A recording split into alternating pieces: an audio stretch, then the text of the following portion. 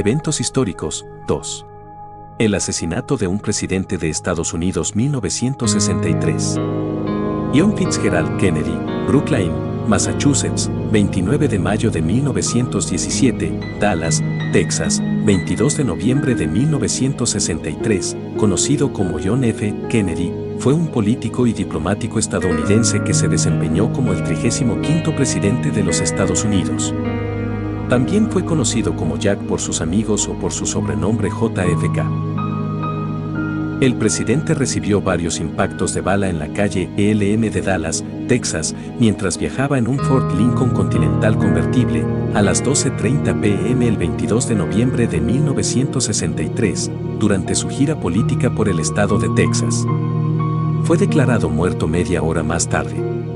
Lee Harvey Oswald, el supuesto asesino, fue arrestado en un teatro 80 minutos después de los disparos. Oswald fue acusado de matar a un oficial de policía de Dallas, J.D. Tippit, antes de ser acusado por el homicidio del presidente. Oswald dijo no haber matado a nadie, alegó que él solo era un señuelo. El 29 de noviembre, Lyndon B. Johnson creó la Comisión Warren, presidida por el juez de la Suprema Corte Al Warren, para investigar el asesinato, la cual concluyó que Oswald actuó solo, pero sus conclusiones siguen siendo objeto de debate, tanto académico como popular. El Comité Selecto de la Cámara sobre Asesinatos, US House of Representatives Select Committee on Assassinations, o HSCA, fue establecido en 1976 para investigar el asesinato del presidente John F. Kennedy. Las investigaciones del comité duraron hasta 1978 y en 1979 emitieron el informe final. En dicho informe, concluyó, entre otros hechos, que el presidente John F. Kennedy fue asesinado como resultado de una conspiración en la que estuvieron involucradas varias dependencias del gobierno estadounidense. El Departamento de Justicia, FBI, CIA y la Comisión Warren fueron severamente criticados por dicho comité por su pobre desempeño en las investigaciones llevadas a cabo, y el servicio secreto fue tildado de deficiente en su protección al presidente. En particular, un porcentaje significativo de estadounidenses encuestados cree en algún tipo de conspiración. Tales creencias también están muy extendidas en la extensa literatura sobre el tema.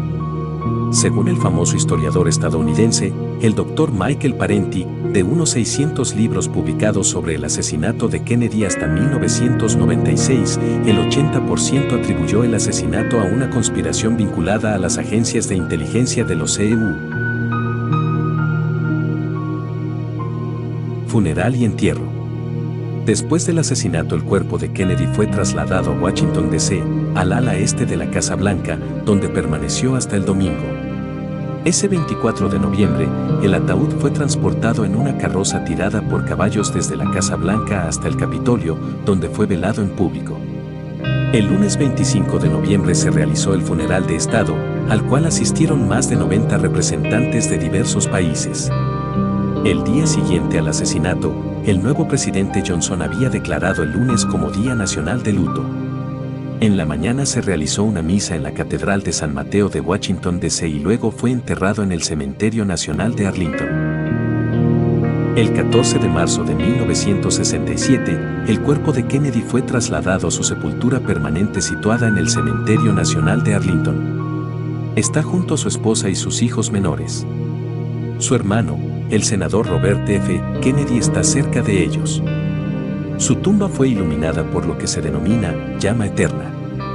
En el documental The Fog of War, el entonces secretario de Defensa Robert M. McNamara dijo haber elegido el lugar para la tumba y que Jackie estuvo de acuerdo. Kennedy y William Howard Taft son los únicos presidentes de los Estados Unidos enterrados en el cementerio Arlington.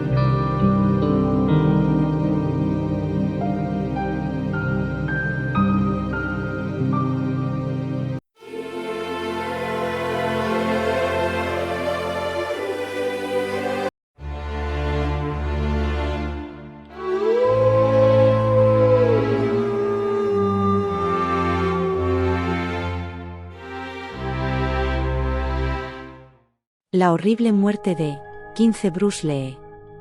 La historia completa. ¿Quién era Bruce Lee?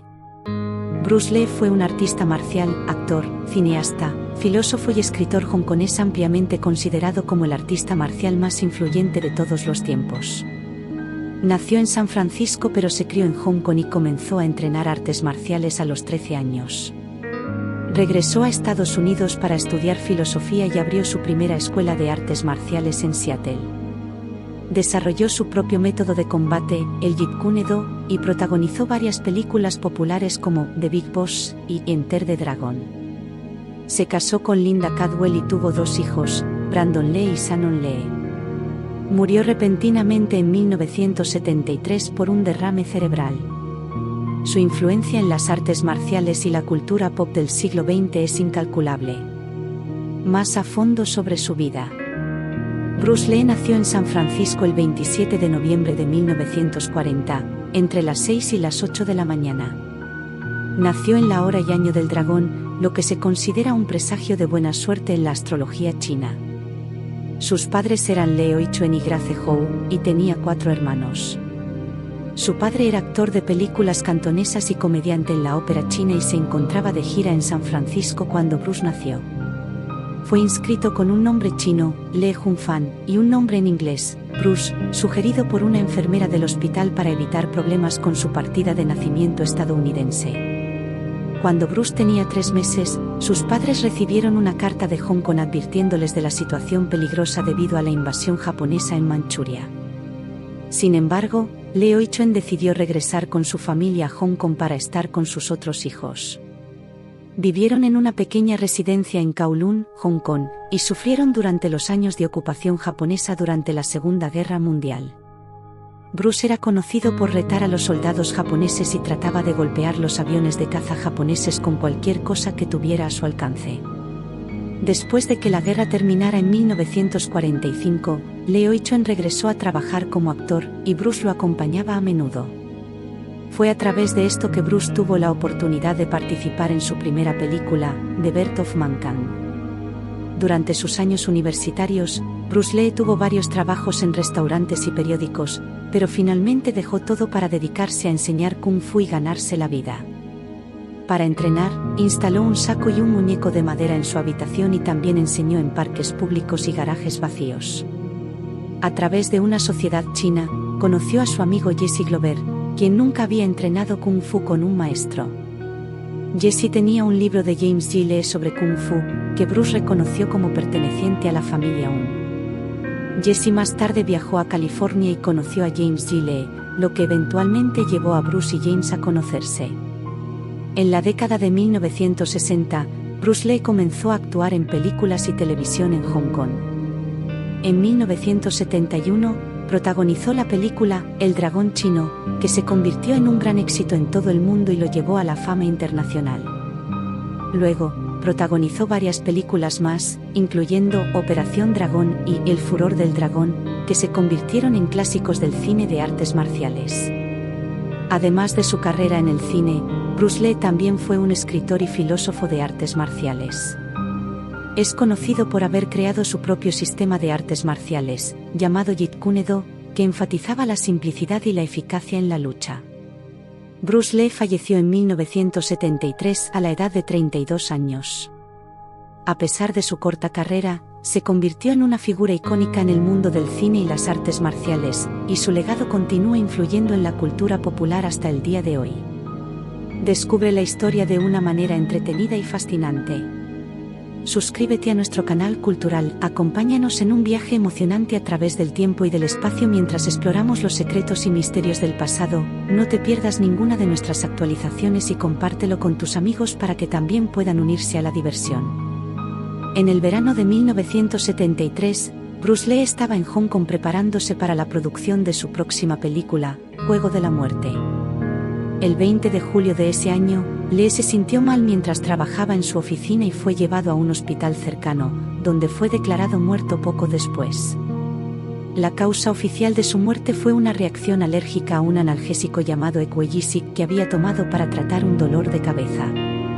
A pesar de la causa oficial de la muerte de Bruce Lee, su fallecimiento ha sido objeto de especulación y teorías de conspiración desde entonces. Algunas personas sugieren que la causa de su muerte fue en realidad un envenenamiento o un asesinato. Sin embargo, no hay pruebas sólidas que respalden estas teorías y han sido ampliamente desacreditadas. Su muerte prematura a los fue una tragedia para sus admiradores y la comunidad del cine en general. Una teoría popular es que Lee fue asesinado por la mafia china o por rivales de las artes marciales que estaban celosos de su éxito y estaban preocupados de que estuviera exponiendo los secretos de las artes marciales a Occidente. Esta teoría se basa en la creencia de que el mundo de las artes marciales estaba plagado de envidias, rivalidades y violencia, y que alguien podría haber querido eliminar a Lee por alguna razón. Sin embargo, no hay evidencia sólida para respaldar esta teoría. Otra teoría es que fue asesinado por agentes de los servicios de inteligencia chinos o estadounidenses debido a sus vínculos con los movimientos políticos de ambos países. Algunas personas creen que Lee estaba siendo vigilado por los servicios de inteligencia debido a sus vínculos con el movimiento de los derechos civiles en Estados Unidos y con el movimiento de independencia de Hong Kong en China. También se ha dicho que Lee tenía información sensible sobre las artes marciales que podría haber sido considerada peligrosa por algunos gobiernos. Una de las teorías más populares es que la muerte de Bruce Lee fue causada por un golpe de calor. Debido a que estaba en excelente forma física, se cree que Lee pudo haber tomado una dosis demasiado alta de la droga que tomaba, lo que provocó una sobredosis que lo llevó a perder el conocimiento y finalmente a la muerte. Sí, esa es otra teoría que ha sido propuesta. Según esta teoría, Bruce Lee habría tomado una dosis demasiado alta de Equagesic, el medicamento que había tomado para tratar su dolor de cabeza, lo que provocó una sobredosis y un golpe de calor. Dado que estaba en excelente forma física, se cree que su cuerpo estaba acostumbrado a eliminar el calor más eficientemente, pero que la sobredosis de medicamentos habría afectado su capacidad para regular la temperatura de su cuerpo. Además, se cree que la temperatura ambiente en Hong Kong en ese momento era excepcionalmente alta, lo que habría agravado la situación. Aunque esta teoría es plausible, muchos seguidores de Bruce Lee y expertos en artes marciales han cuestionado su veracidad. Argumentan que Lee estaba muy consciente de su cuerpo y de su capacidad para hacer ejercicio en climas cálidos, y que nunca había tenido problemas de este tipo en el pasado. Además, señalan que Equagesic es una droga de acción rápida que se habría eliminado rápidamente de su sistema, lo que hace que una sobredosis sea poco probable. Sin embargo, ninguna de estas teorías ha sido probada y la causa oficial de la muerte de Bruce Lee sigue siendo una reacción alérgica al analgésico Equagesic. Conclusión. A pesar de las muchas teorías y especulaciones, la causa oficial de la muerte de Bruce Lee sigue siendo una reacción alérgica al analgésico Equagesic. Aunque su carrera en el cine de artes marciales fue corta, el legado de Bruce Lee sigue vivo hoy en día. Su técnica de artes marciales, el Jeet Kune Do, ha inspirado a muchos artistas marciales y su impacto en el cine ha influido en toda una generación de cineastas y actores. La muerte de Bruce Lee sigue siendo un misterio, pero su legado y su influencia continúan inspirando a las personas en todo el mundo. Un poco más sobre Bruce Lee. Si te gusta nuestro contenido y aún no estás suscrito, suscríbete, dale like y comparte, así nos ayudas a hacer más vídeos. Gracias. Legado e influencia en el mundo. Bruce Lee es considerado una de las figuras más influyentes en el mundo del cine de artes marciales y su legado ha trascendido más allá de la pantalla grande. A continuación, se presentan algunos de sus aportes. Popularizó las artes marciales en Occidente. A través de sus películas, Bruce Lee ayudó a popularizar las artes marciales en Occidente y a difundir su filosofía de la no violencia. También fundó su propio estilo de artes marciales llamado Jeet Kune Do, que combinaba técnicas de diferentes disciplinas. Innovaciones en la industria cinematográfica. Bruce Lee introdujo técnicas innovadoras en la filmación de escenas de lucha y coreografías de artes marciales en sus películas. También fue pionero en la idea de que un actor podía ser un verdadero artista marcial. Inspiró a una nueva generación de artistas marciales. La popularidad de Bruce Lee y sus películas inspiraron a una nueva generación de artistas marciales y actores de cine de artes marciales, incluyendo a Jackie Chan, Jet Li y Donnie Yen. Filosofía personal. Bruce Lee era conocido por su filosofía personal, que incluía el autoconocimiento, la autodisciplina y la automejora constante. Sus ideas han sido adoptadas por muchos en el mundo del fitness, la autodefensa y la motivación personal. Legado cultural. El legado cultural de Bruce Lee ha influido en la moda, la música, la televisión y otros aspectos de la cultura popular. Su icónica imagen y su filosofía han sido representadas en innumerables productos comerciales, incluyendo ropa, juguetes y videojuegos. En resumen, Bruce Lee dejó un impacto duradero en la cultura popular y en la industria del cine de artes marciales. Su legado sigue inspirando y motivando a muchos en todo el mundo, y su influencia en las artes marciales y la filosofía personal sigue siendo relevante hoy en día. Gracias por tu interés en la cultura y el conocimiento. Espero que la información que te proporcioné haya sido útil e interesante. Si deseas seguir aprendiendo y explorando, te invitamos a suscribirte a nuestro canal de YouTube Cultural para obtener más contenido educativo y entretenido. Hasta pronto.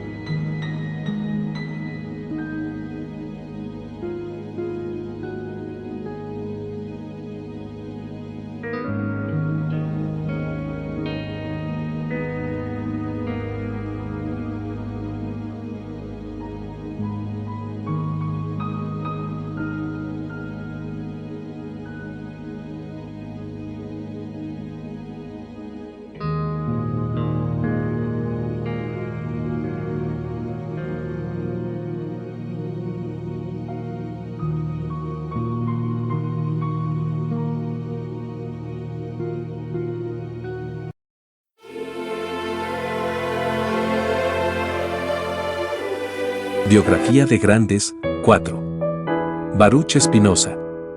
Berek Spinouse, Ámsterdam, 24 de noviembre de 1632, La Haya, 21 de febrero de 1677, fue un filósofo neerlandés de origen sefardí hispano-portugués.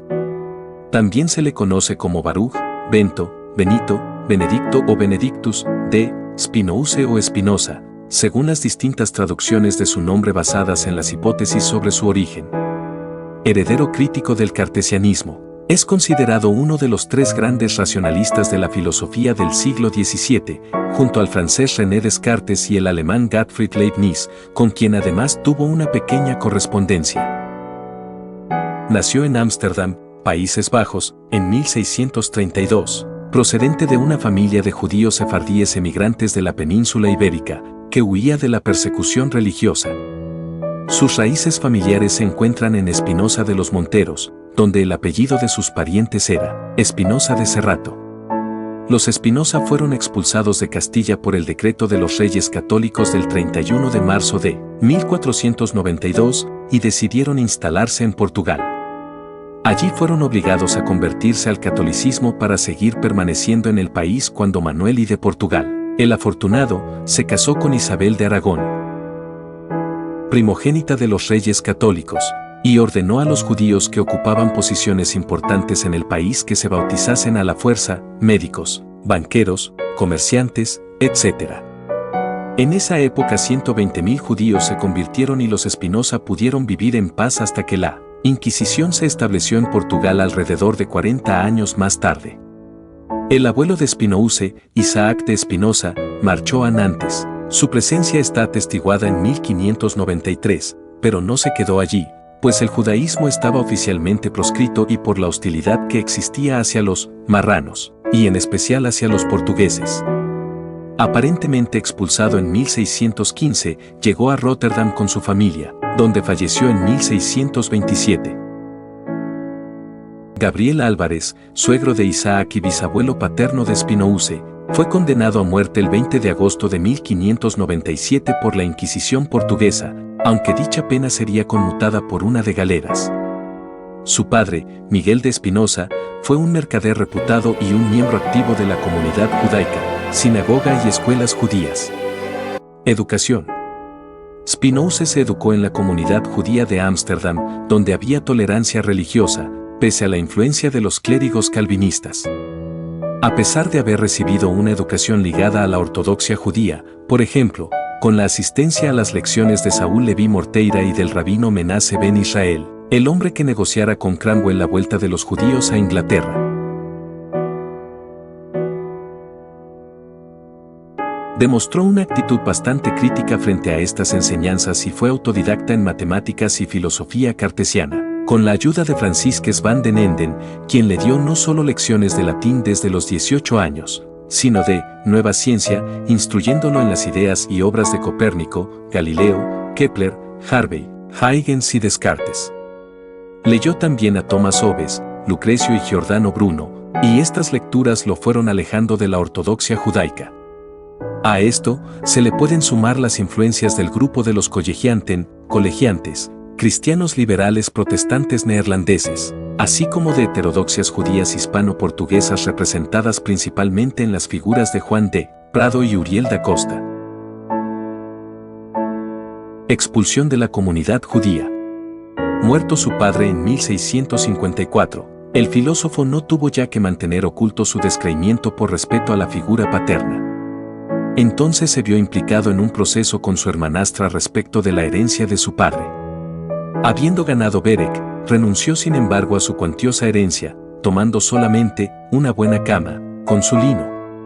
En el curso del pleito fue puesta en cuestión la ortodoxia de Spinoza.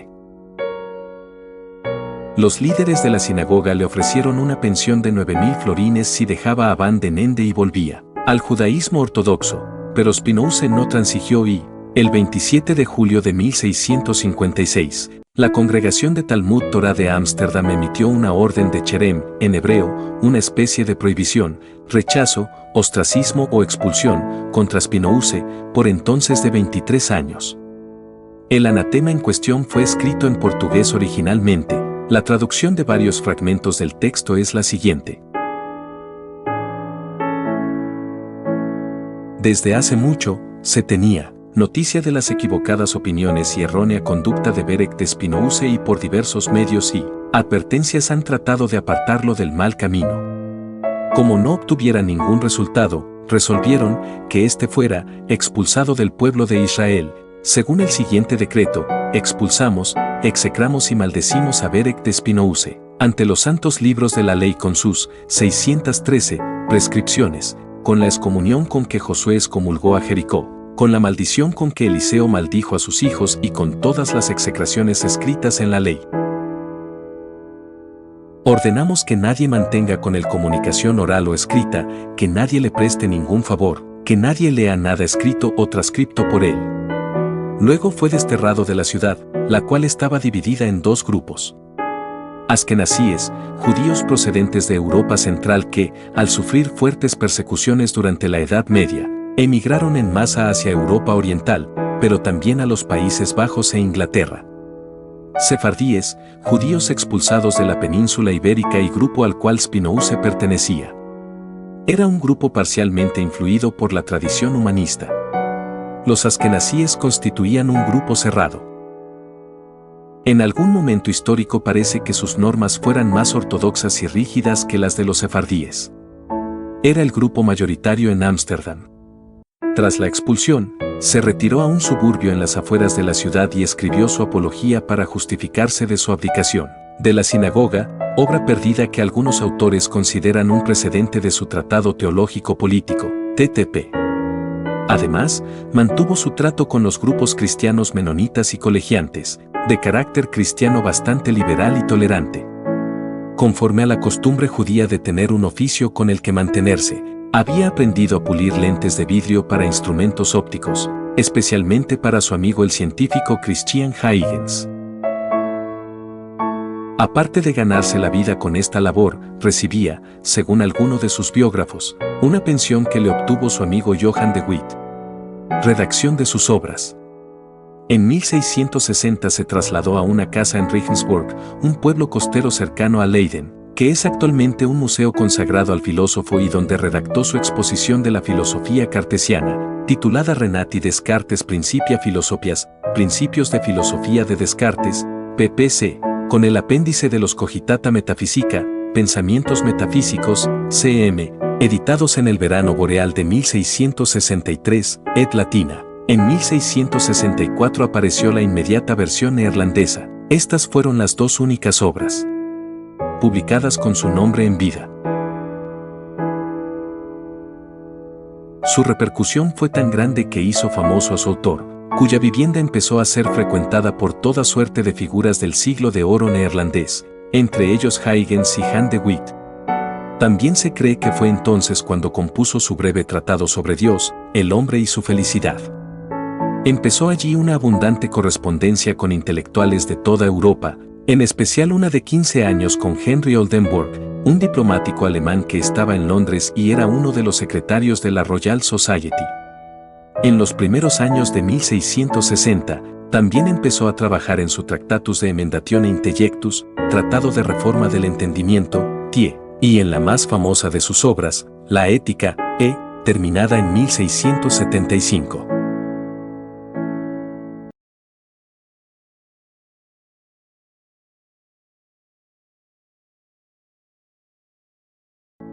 En 1663 se trasladó a Vorberg, cerca de La Haya, donde frecuentó los círculos liberales y trabó una gran amistad con el físico Christian Huygens y con el entonces jefe de gobierno, Ratspensionaris, Jan o Johann de Witt, 21, quien ofreció su ayuda respecto a la publicación anónima de su Tratado Teológico Político, TTP, en 1670, obra que causó un gran revuelo por su crítica de la religión. Estas diatribas frente al TTP, y además el bárbaro asesinato de su protector y amigo de Witt en 1672 tras la derrota de la armada holandesa por los ingleses,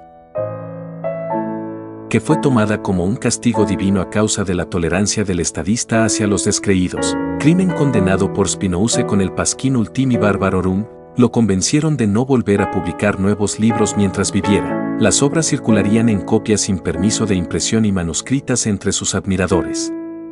En los siguientes años se acentuó su aislamiento y, dado el temor por su propia vida, a principios de 1673 llegaría a negociar asilo en Livorno, con el Gran Duque de Toscana por mediación del filósofo Lorenzo Magalotti. Últimos años. Desde 1670 hasta su muerte vivió en La Haya. En 1673, Johann Ludwig Fabricius, J.L. Fabritius, profesor de teología, le ofreció una cátedra de filosofía en su universidad, Heidelberg, por encargo del elector del Palatinado. Spinoza no la aceptó, pues, aunque se le garantizaba libertad de filosofar, se le exigía no perturbar la religión públicamente establecida. La Corte de Justicia del régimen surgido tras el asesinato de Johann de Witt prohibió, además, el 19 de julio de 1674, el Tratado Teológico Político, TTP. Un intento suyo de publicar su ética en Ámsterdam fue desbaratado por un informe desfavorable presentado a la autoridad. Concibió entonces el proyecto de confeccionar una gramática hebrea, antes de emprender una traducción del Antiguo Testamento al holandés. Si bien no han llegado a la actualidad ni siquiera los conatos de esa intención, frustrados por la muerte. Un año antes de su muerte fue visitado por Leibniz, pero este negó el encuentro. Minado por la tuberculosis, falleció el 21 de febrero de 1677 a los 44 años de edad. No concluyó su tratado político, TP. Un inventario de sus posesiones que se realizó tras su muerte incluía una cama, una mesa pequeña de roble, otra de esquina de 3 patas y 2 mesas pequeñas, su equipo de pulir lentes, unos 150 libros y un tablero de ajedrez. En noviembre de ese mismo año, sus amigos editaron simultáneamente en latín, Opera Posthume, OP, y en neerlandés, Nagelate Schriften, NS, todas las obras inéditas que encontraron, incluida su correspondencia. El libro fue incluido en el Index Librorum Prohibitorum del Vaticano del año 1679. Pensamiento. Epistemología. Entendimiento e imaginación. En Spinoza, valga decirlo desde el principio, no hay dualismo. Es decir, alma y cuerpo no son entes separados, sino que se trata de una y la misma cosa, pero vista desde distintas perspectivas. Por hipótesis, si el alma no pudiera pensar, el cuerpo estaría inerte y viceversa, idem. Alma y cuerpo es entonces lo mismo, solo que en el primer término es entendido desde el atributo del pensamiento y en el segundo desde la extensión, idem. Dicho esto, otra cuestión a resaltar enseguida es que, cada organismo en cuanto persevera en su ser, puede perjudicarse o no a sí mismo. En otras palabras, puede disminuir o aumentar su potencia de seguir existiendo y de obrar. Lo que le favorece y le es útil, es bueno. Lo que le afecta y le hace daño, es malo, idem. Queda implícito, pero no está de más resaltarlo, que este bien y este mal son relativos para el hombre, pues es él quien juzga qué cosas le son favorables y cuáles no, y podrá preferir entre ellas, ya sea apeteciendo unas o aborreciendo otras. Dispuestas estas consideraciones, cabe decir que el problema a plantearse seriamente es el de la posibilidad del conocimiento verdadero. Efectivamente, de forma muy superficial y escueta, se asume o se presupone que tanto la fantasía como la intelección, por hablar con sinónimos de vez en cuando, determinan que les atañe, es decir, establecen sus propios límites. Sin ser excesivamente rigurosos, la imaginación se puede entender como cualquier cosa distinta al entendimiento, y que mantiene al alma en un carácter pasivo o contemplativo. Al contrario, el entendimiento lleva a que el alma pueda obrar, por lo que le da un carácter de actividad. En esta medida, aquello que nos es útil aumenta nuestra potencia, que se traduce en que nos eleva y nos libera en cierta manera, dejando de lado lo finito, de momento, pues nos hace velar por lo eterno antes que por lo perecedero. La imaginación está referida única y exclusivamente al cuerpo y nos arrastra al mismo con todas sus pasiones, por ello nos lleva a padecer. Y por eso también, el amor que promueve hacia las cosas reales y singulares nos acerca más a la muerte, pues son bienes inseguros e inciertos por naturaleza. Sus ficciones, además, no son producidas por el sujeto como tal, sino que surgen de causas externas que afectan el cuerpo. Recalcando, entonces, que la imaginación es el opuesto del entendimiento, y que el hilo conductor es la posibilidad y realización de una epistemología, hacen falta algunas precisiones. La interpretación sobre Spinoza en los siglos XIX y XX. En la Europa de los siglos XIX y XX creció el interés en Spinoza, a menudo desde una perspectiva de izquierda o marxista. Karl Marx apreció la visión del mundo, Weltanschauung, de Spinoza, interpretándola como materialista. Friedrich Engels escribió que es un gran honor para la filosofía de esa época el que haya insistido, desde Spinoza hasta los grandes materialistas franceses, en explicar el mundo por sí mismo, dejando a la ciencia de la naturaleza del porvenir el cuidado de ofrecer las justificaciones de detalle. Louis Althusser, Gilles Deleuze, Antonio Negri y Etienne Balibar, entre otros autores, se han inspirado en la filosofía de Spinoza. La tesis doctoral de Deleuze, publicada en 1968, lo llama el príncipe de los filósofos. Nietzsche estimaba pocos filósofos y Spinoza estaba entre ellos. Sin embargo, nunca leyó sus obras directamente, sino que supo de él en la historia de la filosofía moderna, de Kuno Fischer. El filósofo Jorge Santayana publicó un ensayo titulado La doctrina ética de Spinoza, en la revista literaria de Harvard Monthly, luego de graduarse en la misma universidad. Posteriormente, escribió una introducción a una edición de la Ética, y el Tratado de la Reforma del Entendimiento, TIE. En 1932, Santayana fue invitado a presentar un ensayo, publicado finalmente con el título de Ultimate Religion, en una reunión realizada en La Haya para celebrar el tricentenario del nacimiento de Spinoza. En su autobiografía, Santayana describió a Spinoza como su maestro y modelo ejemplar, en lo que respecta al entendimiento del fundamento naturalista de la moralidad. Gracias por verlo hasta el final, dale like y suscríbete.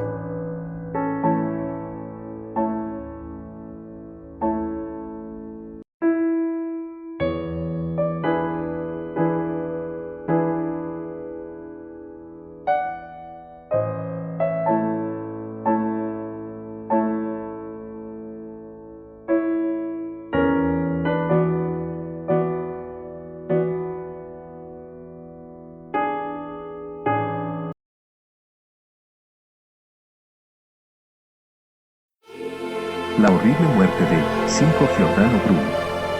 Giordano Bruno, de nacimiento Filippo Bruno, 1548 a 1600, fue un astrónomo, filósofo, teólogo, matemático y poeta italiano.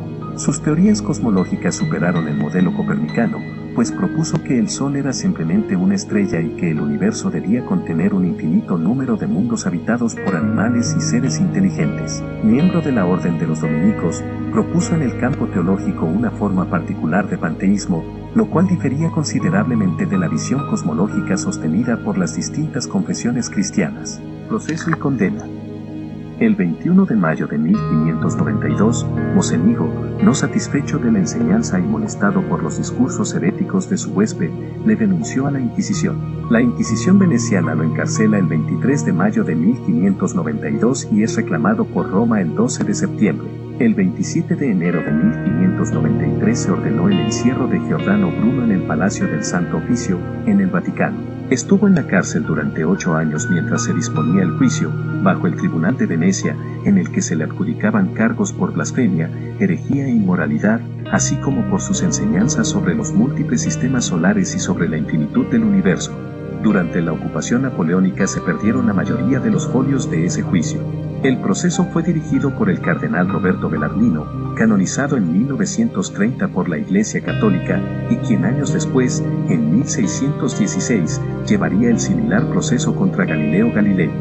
Giovanni Mocenigo fue acusado de herejía al descubrirse que intentaba dominar las mentes ajenas, cosa que Bruno se negó a enseñar. Nunca fue apresado ni existió proceso en su contra.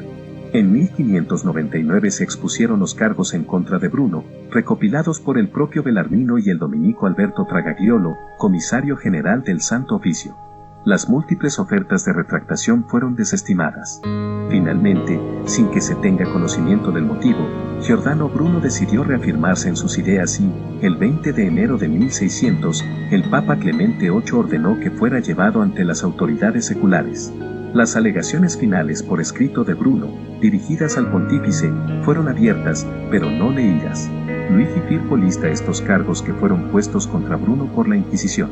Tener opiniones en contra de la fe católica y hablar en contra de ella y sus ministros. Tener opiniones contrarias a la fe católica sobre la Trinidad, la divinidad de Cristo y la Encarnación. Tener opiniones contrarias a la fe católica en relación con Jesús como Cristo. Tener opiniones contrarias a la fe católica en relación con la virginidad de María, la Madre de Jesús. Tener opiniones contrarias a la fe católica en relación con la transubstanciación y la misa. Decir que existen múltiples mundos. Tener opiniones favorables de la transmigración del espíritu en otros seres humanos después de la muerte. Brujería. La Inquisición lo acusó inicialmente por sus ideas antidogmáticas que ya le habían costado el hábito dominico. Como antitrinitario, rechazó la virginidad de María y la transubstanciación. Sus reflexiones sobre cuestiones de cosmología y su atracción por la magia dieron gradualmente lugar a una impresionante lista de acusaciones. Al final, impugnaron el conjunto de su pensamiento. En febrero de 1593, Bruno fue encarcelado en las prisiones del Santo Oficio. El juicio se prolongó durante otros 2 años, antes de tomar la decisión de realizar un estudio en profundidad de sus obras, que fueron censuradas y posteriormente quemadas en la Plaza de San Pedro. Desde su celda, Bruno terminó de escribir una declaración para su defensa, y presentó su alegato final el 20 de diciembre de 1594 ante el Santo Oficio. El juicio fue interrumpido durante 6 meses, tiempo durante el cual Bruno continuó defendiendo activamente su teoría de los infinitos mundos, a veces afirmando que estaba dispuesto a retractarse, y otras declarando que era fiel a sus ideas. Por lo tanto, el cardenal Bellarmino elaboró una lista de las teorías consideradas heréticas, sobre las que Bruno de nuevo vaciló antes de negarse categóricamente a renunciar a ellas. Las 8 proposiciones a las que el filósofo se negó a renunciar fueron las siguientes. La declaración de 2 principios reales y eternos de la existencia, el alma del mundo y la materia original de la que se derivan los seres. La doctrina del universo infinito y los mundos infinitos en conflicto con la idea de la creación, el que niega el efecto infinito niega el poder infinito. La idea de que toda realidad, incluyendo el cuerpo, reside en el alma eterna e infinita del mundo, no hay realidad que no se acompañe de un espíritu y una inteligencia. El argumento según el cual no hay transformación en la sustancia, ya que la sustancia es eterna y no genera nada, sino que se transforma. La idea del movimiento terrestre, que, según Bruno, no se oponía a las sagradas escrituras, las cuales estaban popularizadas para los fieles y no se aplicaban a los científicos. La designación de las estrellas como mensajeros e intérpretes de los caminos de Dios. La asignación de un alma, tanto sensorial como intelectual, a la Tierra. La oposición a la doctrina de Santo Tomás sobre el alma, la realidad espiritual permanece cautiva en el cuerpo y no es considerada como la forma del cuerpo humano. El Papa Clemente VIII dudó de la sentencia impuesta antes de dictarla porque no deseaba convertir a Bruno en un mártir. El 8 de febrero fue leída la sentencia en donde se le declaraba herético, impenitente, pertinaz y obstinado. Es famosa la frase que dirigió a sus jueces: Maiori forcem cum timore sententiam in me fertis quam ego accipiam. ¿Tembláis acaso más vosotros al anunciar esta sentencia que yo al recibirla? Fue excomulgado y sus trabajos quemados en la plaza pública. Ejecución. Lo habitual era ejecutar al acusado de herejía, siempre que éste se retractara en el último momento, y después quemar el cuerpo. En el caso de Giordano Bruno, tras casi 8 años de cautiverio, fue quemado vivo el 17 de febrero de 1600 en el campo de Fiori, Roma.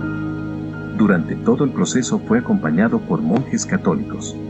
Según testigos presenciales, el nonano fue despojado de sus ropas, desnudado y atado a un palo. Además, llevaba la lengua aferrada en una prensa de madera para que no pudiese hablar.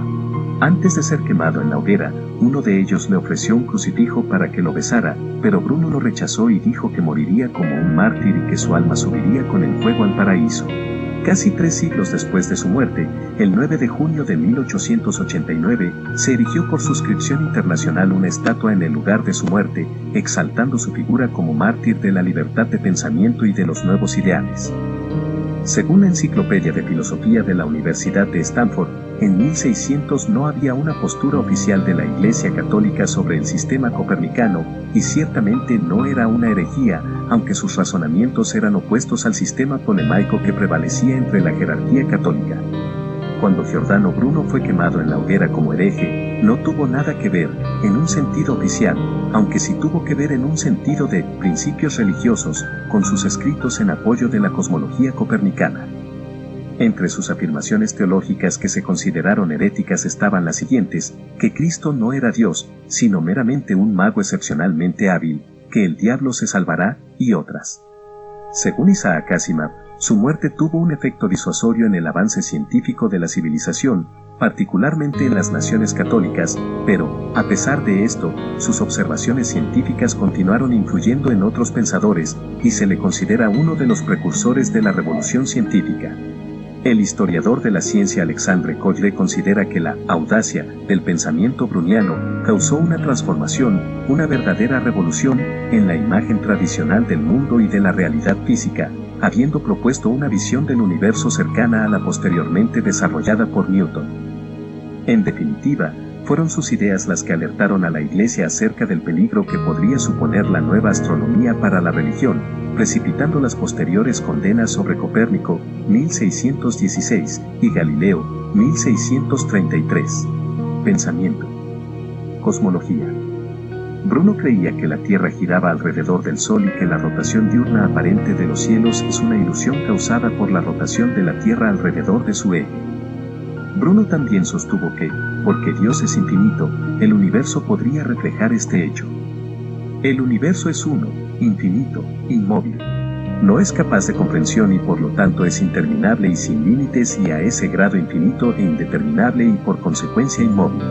Teófilo en De la Causa, Principio, et Uno, de Giordano Bruno. Bruno también afirmó que las estrellas en el cielo eran otros soles como el nuestro, a las que orbitan otros planetas. Indicó que el apoyo de esas creencias en ninguna manera contradecía las escrituras o la verdadera religión. Bruno también afirmó que el universo era homogéneo, compuesto por los 4 elementos, agua, tierra, fuego y aire, en lugar de tener las estrellas una quinta esencia separada.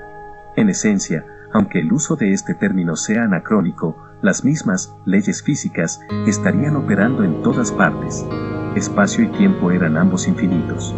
No había lugar en su universo estable y permanente para las nociones cristianas de la creación y el juicio final.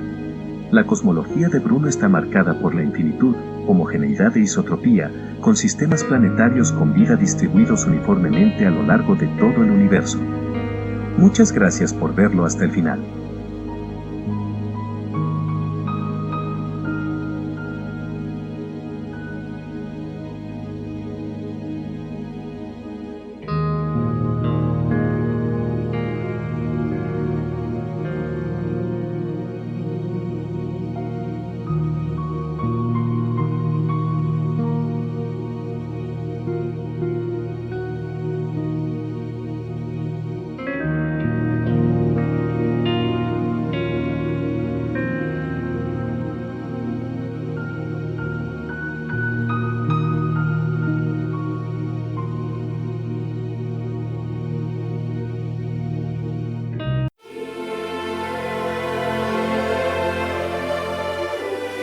La horrible muerte de 4.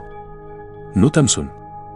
Knut Hamsun, Knut Pedersen, Vaga, 4 de agosto de 1859, Grimsted, 19 de febrero de 1952, fue un escritor noruego. Junto con August Strindberg, Henrik Ibsen y Sigrid Undset, conformó un cuarteto de autores escandinavos que alcanzaron fama mundial.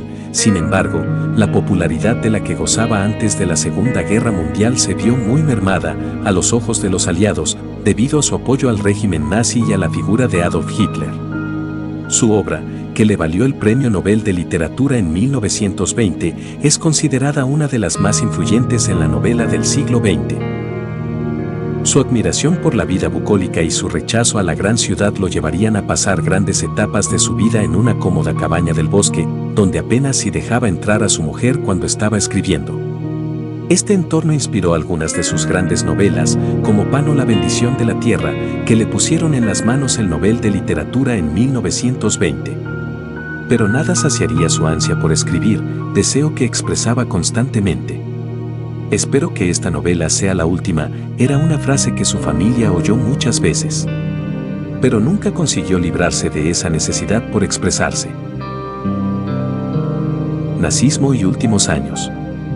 Durante las 2 guerras mundiales, expresó públicamente su simpatía por Alemania. Sus simpatías estaban muy influidas por el impacto de la Guerra Bóer, considerada por Hamsun como un acto de opresión británica hacia un pueblo pequeño, así como por su aversión al idioma inglés y disgusto con los Estados Unidos. Durante los años 1930, la mayoría de los periódicos y partidos políticos noruegos derechistas eran simpatizantes en diverso grado de los regímenes fascistas de Europa, y Hamsun fue un destacado defensor de esos puntos de vista. Hamsun era favorable a la creación de una gran confederación de pueblos germánicos y estuvo a favor de la invasión de Europa por parte de Hitler, como manifestó en multitud de artículos de prensa, favorables no solo al Tercer Reich. Los alemanes están luchando por nosotros, y ahora están aplastando la tiranía de Inglaterra sobre nosotros y todos los neutrales. 1940, sino también a su líder Adolf Hitler, como este panegírico escrito una semana después de la muerte de este, era un guerrero. Un guerrero para la humanidad y un predicador del Evangelio sobre el derecho de todas las naciones, un reformista del más alto rango, y su destino histórico fue precisamente actuar en un tiempo de brutalidad que finalmente le hizo caer. En 1943, Hamsun envió su medalla del Premio Nobel como regalo a Joseph Goebbels. Su biógrafo Thorkild Hansen lo interpretó como parte de una estrategia para conseguir una audiencia con Hitler, audiencia que consiguió. Durante esta audiencia, se quejó del administrador civil alemán en Noruega, Josef Terboven, y pidió su destitución, así como que los ciudadanos noruegos encarcelados fueran liberados, lo que irritó enormemente a Hitler. Otto Dietrich describe la reunión como el único momento en que otra persona metió baza en una conversación con Hitler. Dietrich atribuye la causa a la sordera de Hamsun y apunta que Hitler tardó 3 días en superar su enfado. En otras ocasiones, Hamsun también ayudó a noruegos encarcelados por actividades de resistencia y por tratar de influir en la política alemana en Noruega. Tras el final de la guerra, multitudes enfurecidas quemaron libros de Hamsun públicamente en las principales ciudades de Noruega y él fue internado durante varios meses en un hospital psiquiátrico. El examen psiquiátrico llegó a la conclusión de que se habían deteriorado permanentemente sus facultades mentales, y sobre esa base se retiró la acusación de traición. En cambio, fue encausado por responsabilidad civil, y en 1948 fue multado con 325.000 coronas, unos 50.000 euros de la época, por su presunta pertenencia al Partido Encuentro Nacional, Nationalsamling, y por el apoyo moral a los alemanes, lo que le dejó prácticamente en la ruina siendo ya un anciano ciego y casi sordo, pero fue absuelto de cualquier afiliación nazi directa. Si fue miembro de Encuentro Nacional, y si sus facultades estaban deterioradas es un tema muy debatido. Hansen dijo que nunca fue miembro de dicha formación y en su último libro, Por senderos que la maleza oculta, Wagengroße-Stier, 14 de 1949, que muchos toman como prueba de su lucidez mental. Critica duramente a los psiquiatras y los jueces y, según sus propias palabras, demuestra que no era un enfermo mental. Knut Hamsun falleció el 19 de febrero de 1952 en su hogar, cerca de Grimstad. Muchas gracias por verlo hasta el final.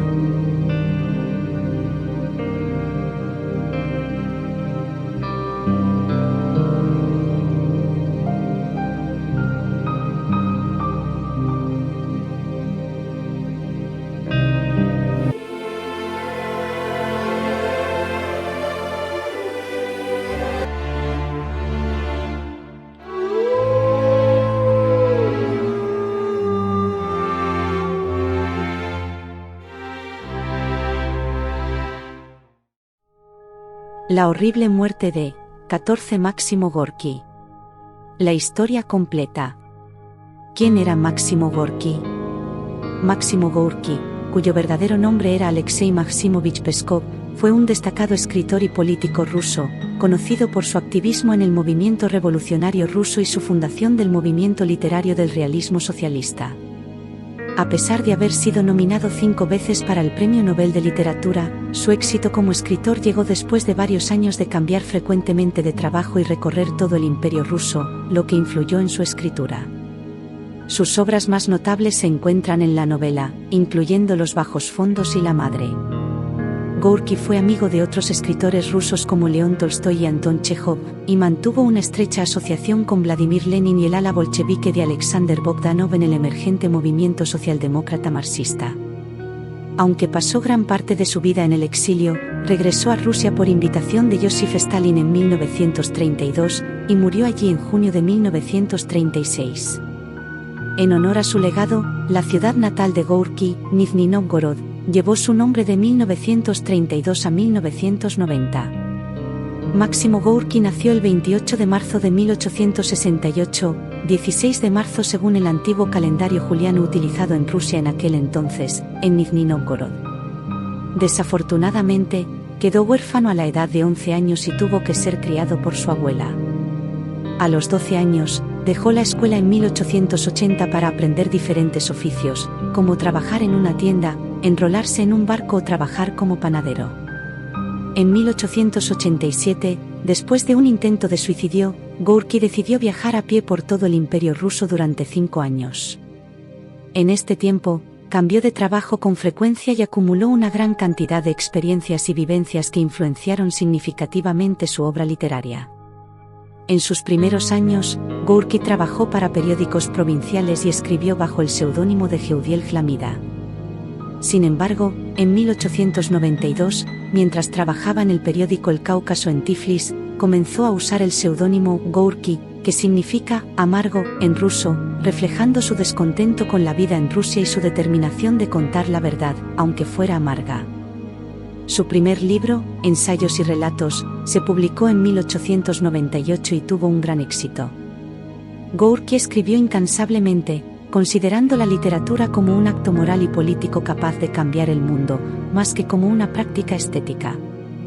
En sus obras, Gorki describió la vida de las personas de los estratos más bajos y marginales de la sociedad, exponiendo las privaciones, humillaciones y brutalidades a las que se enfrentaban, pero también la chispa de humanidad que existía en su interior.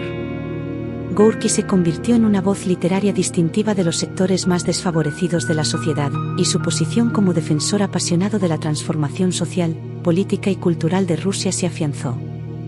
Antes de 1899, Gorki era conocido por ser un partidario del movimiento socialdemócrata marxista emergente, lo que lo llevó a convertirse en una figura influyente tanto entre la inteligencia como en la creciente población trabajadora, consciente.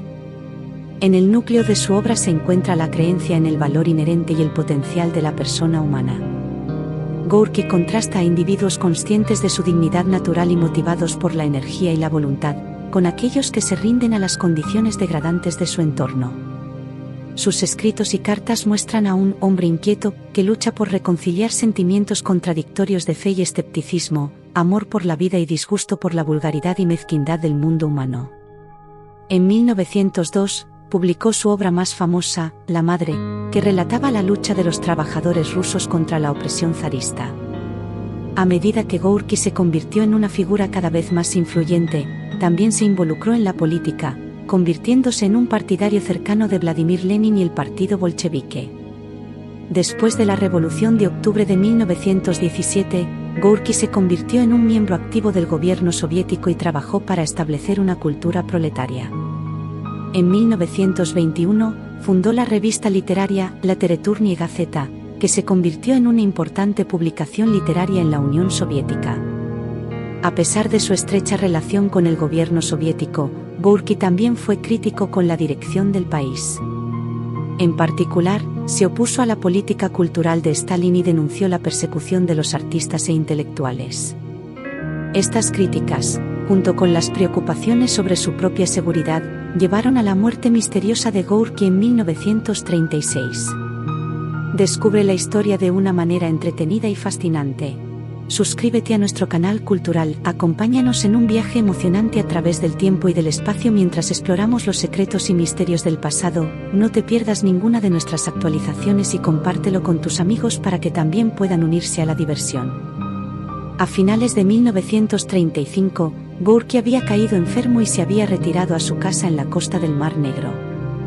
A pesar de los informes de que estaba mejorando, murió el 18 de junio de 1936 a la edad de 68 años.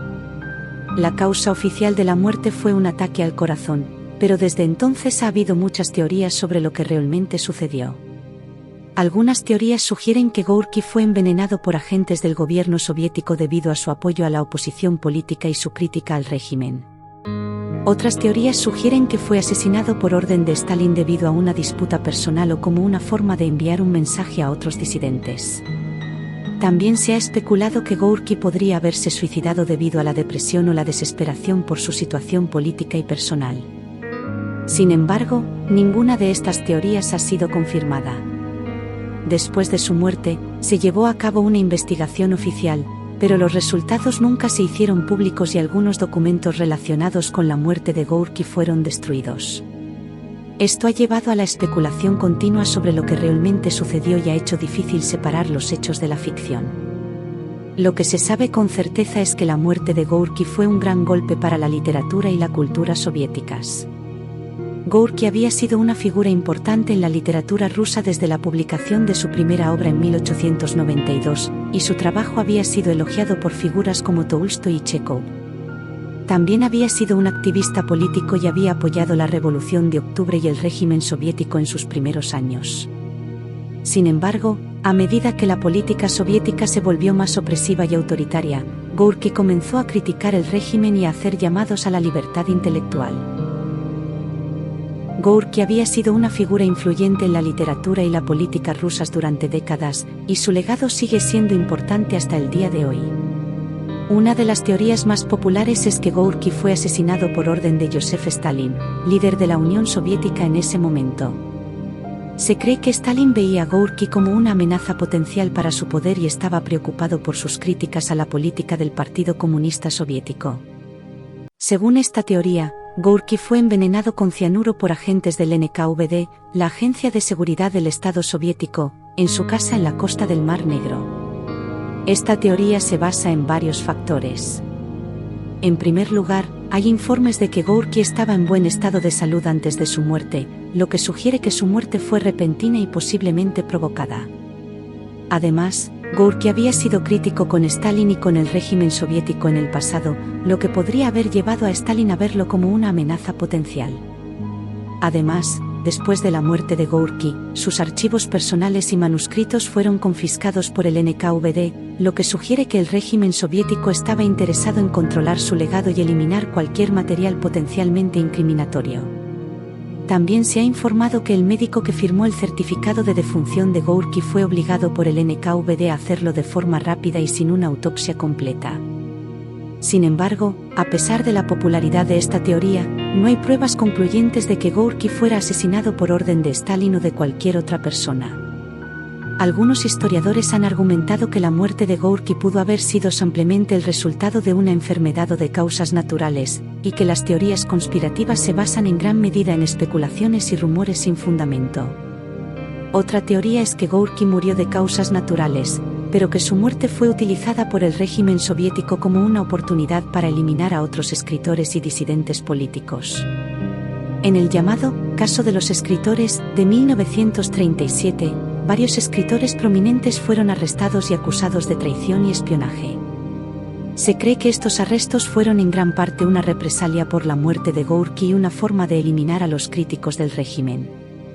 El caso de los escritores de 1937 fue parte de una campaña más amplia conocida como los juicios de Moscú, en los que se acusó a una gran cantidad de personas de traición y conspiración contra el Estado soviético. Muchos de los acusados eran líderes militares, políticos y culturales prominentes, y se cree que las acusaciones eran en gran parte fabricadas. Entre los escritores acusados estaban Ilya Arenborg, Isaac Babel y Boris Pilniak, quienes habían sido críticos del régimen y habían expresado desacuerdo con la dirección que estaba tomando el país. Se cree que el régimen soviético utilizó la muerte de Gorky como una oportunidad para deshacerse de estos disidentes y silenciar cualquier oposición. Muchos de los escritores fueron torturados y forzados a confesar delitos que no habían cometido. Algunos fueron ejecutados públicamente, mientras que otros fueron enviados a campos de trabajo forzado. El caso de los escritores y los juicios de Moscú en general son considerados como una de las peores purgas políticas en la historia de la Unión Soviética. A pesar de las numerosas teorías sobre la muerte de Maxim Gorky, lo que realmente sucedió sigue siendo un misterio. Lo que sí está claro es que su muerte tuvo un impacto significativo en la cultura y la política de la Unión Soviética.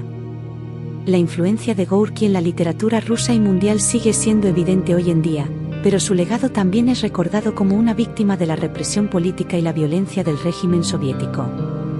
Un poco más sobre Gorky. Si te gusta nuestro contenido y aún no estás suscrito, suscríbete, dale like y comparte, así nos ayudas a hacer más vídeos. Gracias. Legado y influencia en el mundo. Máximo Gorky es reconocido como uno de los más grandes escritores rusos del siglo XX y su obra ha dejado una huella duradera en la literatura mundial. Sus escritos, que reflejan la vida de los pobres y marginados de la sociedad, han sido considerados como una crónica de la época y una crítica social y política. Su estilo literario, caracterizado por la precisión en la descripción de la realidad y la profundidad psicológica de los personajes, ha sido una gran influencia en la literatura rusa y mundial. Además de su legado literario, Gorky también ha sido un importante defensor de la justicia social y de la libertad de expresión. Su compromiso con la causa socialista y su apoyo a la Revolución de Octubre de 1917 lo llevaron a ser un líder cultural y político en la Unión Soviética. Sin embargo, su desilusión con el régimen soviético y su crítica a los abusos de poder lo llevaron a ser marginado y censurado por las autoridades. A pesar de esto, su legado como escritor y su lucha por la justicia social lo han convertido en un símbolo de resistencia y de la lucha por los derechos humanos. Su obra continúa siendo estudiada y apreciada en todo el mundo, y su nombre se asocia con la voz de los oprimidos y marginados. Maxim Gorky es conocido como uno de los escritores más influyentes de la literatura rusa y soviética. Algunas de sus obras más conocidas incluyen La madre, 1907, una novela que cuenta la historia de una madre obrera y su lucha por la justicia social. Los bajos fondos, 1902, una obra de teatro que presenta la vida en un barrio pobre de Moscú y las dificultades que enfrentan los personajes para sobrevivir. Infancia, 1913, una autobiografía que narra la infancia de Gorky en Rusia. Mi universidad, 1923, una colección de ensayos en la que Gorky reflexiona sobre su vida y su carrera como escritor. La escritura de Gorky tuvo una gran influencia en la literatura rusa y soviética. Sus obras abordan temas sociales y políticos y se centran en los problemas de la clase trabajadora y los pobres. Gorki también fue un defensor de la revolución y el comunismo y trabajó en estrecha colaboración con el Partido Comunista Soviético. Su legado se extiende mucho más allá de la literatura rusa, ya que sus obras han sido traducidas a numerosos idiomas y han sido leídas en todo el mundo. Además, la vida y obra de Gorki han inspirado a muchos escritores y artistas en todo el mundo. En Rusia, es considerado un héroe nacional y su influencia en la cultura y la política del país sigue siendo evidente en la actualidad. Gracias por tu interés en la cultura y el conocimiento. Espero que la información que te proporcioné haya sido útil e interesante. Si deseas seguir aprendiendo y explorando, te invitamos a suscribirte a nuestro canal de YouTube Cultural para obtener más contenido educativo y entretenido. Hasta pronto.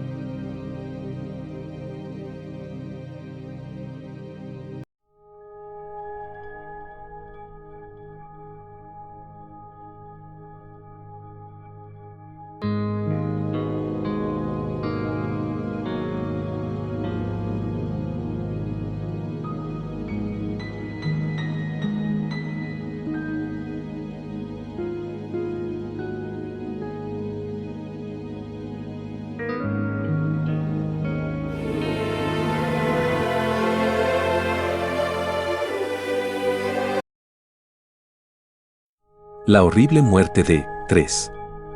Federico García Lorca, Fuente Vaqueros, Granada, 5 de junio de 1898, Camino de Biznar Alfacar, Granada, 18 de agosto de 1936, fue un poeta, dramaturgo y prosista español. Adscrito a la generación del 27, fue el poeta de mayor influencia y popularidad de la literatura española del siglo XX y como dramaturgo se le considera una de las cimas del teatro español del siglo XX.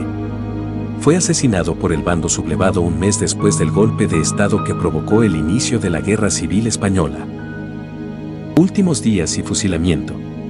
Colombia y México, cuyos embajadores previeron que el poeta pudiera ser víctima de un atentado debido a su puesto de funcionario de la República, le ofrecieron el exilio, pero Lorca rechazó las ofertas y se dirigió a la Huerta de San Vicente para reunirse con su familia. Llegó allí el 14 de julio de 1936, 3 días antes de que estallara en Melilla la sublevación militar contra la República que dio lugar a la Guerra Civil. Inicialmente, la situación en la capital granadina fue tranquila y no hubo ningún incidente. Sin embargo, el día 20, la guarnición militar de la ciudad se sublevó y en poco tiempo el centro de Granada estaba en poder de las fuerzas sublevadas. El cuñado de Federico y alcalde de la ciudad, Manuel Fernández Montesinos, fue arrestado en su despacho del ayuntamiento. Sería fusilado un mes más tarde. Alguien le preguntó sobre su preferencia política, aunque se desconoce la fecha, y él manifestó que se sentía a su vez católico, comunista, anarquista, libertario, tradicionalista y monárquico. Sin embargo, siempre se mostró partidario de los que no tienen nada, como declaró en 1934. Como ha destacado el historiador Paul Preston, Lorca, animado por una profunda conciencia social, creó su compañía de teatro itinerante, La Barraca, firmó regularmente manifiestos antifascistas y colaboró con organizaciones como Socorro Rojo Internacional. Por ello se ganó el desprecio de la Falange y el resto de la derecha. En su propia ciudad mantuvo una estrecha relación con los grupos de izquierda moderada. Su familia era muy amiga del socialista Fernando de los Ríos. Lorca nunca se afilió a ningún grupo y jamás discriminó o se distanció de ninguno de sus amigos por ninguna cuestión política. Conocía al líder y fundador de la Falange Española, José Antonio Primo de Rivera, muy aficionado a la poesía. El propio Lorca dijo de él al joven Gabriel Celaya, en marzo de 1936. José Manuel Aispurúa es como José Antonio. Otro buen chico. ¿Sabes que todos los viernes ceno con él? Solemos salir juntos en un taxi con las cortinillas bajadas, porque ni a él le conviene que le vean conmigo ni a mí me conviene que me vean con él. Esta declaración es entendida por los estudiosos como una exageración o una broma, como lo apuntó el propio Celaya al relatar esta anécdota. Al describir la escena, resume las consecuencias dramáticas de la actitud insensata de García Lorca. Federico se reía.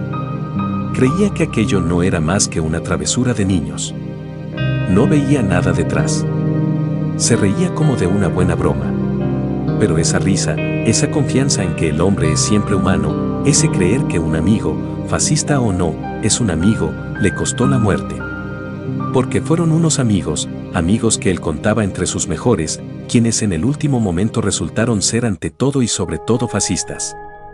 Se sentía, como dijo al periodista y caricaturista Luis Bagaría en una entrevista para El Sol de Madrid poco antes de su muerte, íntegramente español, pero, antes que esto, hombre del mundo y hermano de todos.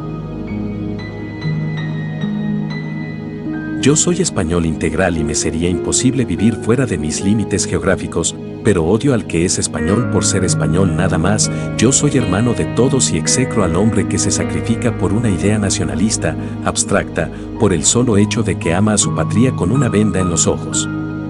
El chino bueno está más cerca de mí que el español malo. Canto a España y la siento hasta la médula, pero antes que esto soy hombre del mundo y hermano de todos. Desde luego no creo en la frontera política. En Granada buscó refugio en casa de la familia de su amigo el poeta Luis Rosales, donde se sentía más seguro ya que dos de sus hermanos, en los que confiaba, eran destacados falangistas de Granada. A pesar de ello, el 16 de agosto de 1936 se presentó allí la Guardia Civil para detenerlo. Acompañaban a los guardias Juan Luis Tres Castro Medina, Luis García Álix Fernández y Ramón Ruiz Alonso, exdiputado de la Seda, que había denunciado a Lorca ante el gobernador civil de Granada José Valdés Guzmán. Valdés consultó con Queipo de Llano lo que debía hacer, a lo que éste le respondió: dale café, mucho café. Según el historiador Ian Gibson, se acusaba al poeta de ser espía de los rusos, estar en contacto con estos por radio, haber sido secretario de Fernando de los Ríos y ser homosexual. Fue trasladado al gobierno civil y luego al pueblo de Biznar, donde pasó su última noche en una cárcel improvisada, junto a otros detenidos. Después de que la fecha exacta de su muerte haya sido objeto de una larga polémica, parece definitivamente establecido que Federico García Lorca fue fusilado a las 4:45 horas de la madrugada del 18 de agosto, en el camino que va de Biznar al Facar. Su cuerpo, que jamás se recuperó, permanece enterrado en una fosa común anónima en algún lugar de esos parajes, junto con el cadáver de un maestro nacional, Dioscoro Galindo, y los de los banderilleros anarquistas Francisco Galadí y Joaquín Arcollas, ejecutados con él. Juan Luis Tres Castro presumiría después de haber participado personalmente en los asesinatos, recalcando la homosexualidad de Lorca. H.G. Wells envió el siguiente despacho a las autoridades militares de Granada.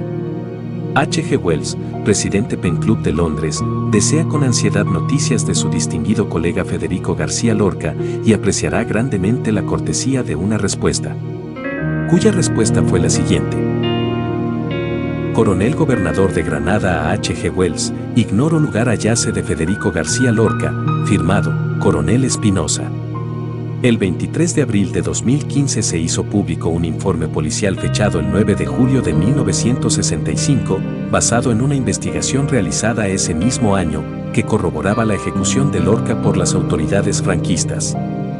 En el informe se le acusaba de socialista, amigo de Fernando de los Ríos, y masón, perteneciente a la logia Alhambra, en la que adoptó el nombre simbólico de Homero, y le atribuía prácticas de homosexualismo y aberración.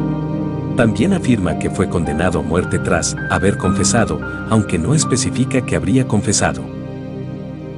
El informe fue redactado por la Tercera Brigada Regional de Investigación Social de la Jefatura Superior de la Policía de Granada a petición de la hispanista francesa Marcelle Auclair, aunque nunca obtuvo respuesta, ya que el informe fue ocultado por la dictadura franquista.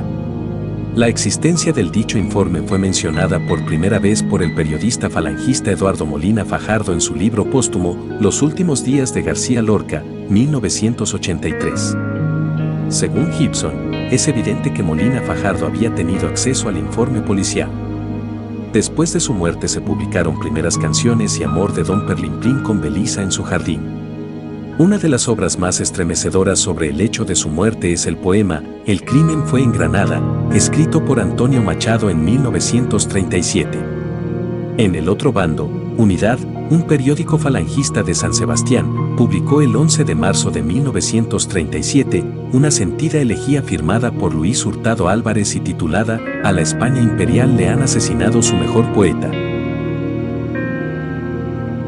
Una de las biografías sobre Federico García Lorca más documentadas, controvertidas y populares es el bestseller publicado en 1989 y titulado Federico García Lorca, Alive, Vida, Pasión y Muerte de Federico García Lorca, edición en español en 1998, del hispanista de origen irlandés Ian Gibson. Conmemorando el centenario de su nacimiento, el 5 de junio de 1998, comenzaron las emisiones de televisión de Canal Sur 2. En 2009, en aplicación de la Ley para la Recuperación de la Memoria Histórica aprobada por el gobierno de José Luis Rodríguez Zapatero, se abrió la fosa donde supuestamente descansaban los restos del poeta, sin encontrarse nada. En mayo de 2012 salió a la luz su última carta, dirigida a su amigo íntimo, el escritor y crítico de arte Juan Ramírez de Lucas. En 2014 se iniciaron trabajos de localización de la fosa donde fue enterrado y de identificación de cuerpos, aunque dada la negativa de la familia del poeta parece improbable la exhumación de su cuerpo. En 2015 la escritora Marta Osorio publica un libro en el que analiza la información que Agustín Penón recopiló sobre el emplazamiento del cuerpo del poeta, principalmente de Emilia Llanos, amiga íntima del poeta, apuntando a un traslado del cuerpo a otro emplazamiento del mismo camino donde fue enterrado o incluso a Madrid. Muchas gracias por verlo hasta el final.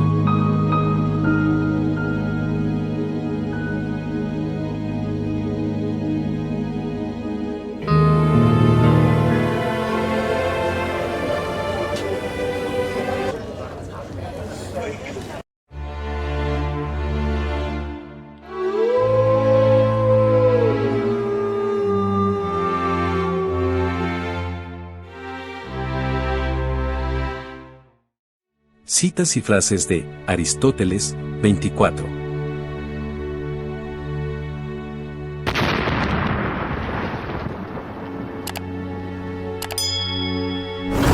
Uno, la inteligencia consiste no solo en el conocimiento, sino también en la destreza de aplicar los conocimientos en la práctica.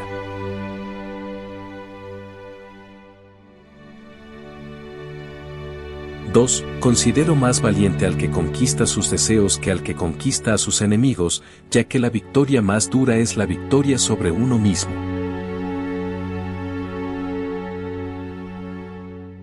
3. Solo hay felicidad donde hay virtud y esfuerzo serio, pues la vida no es un juego.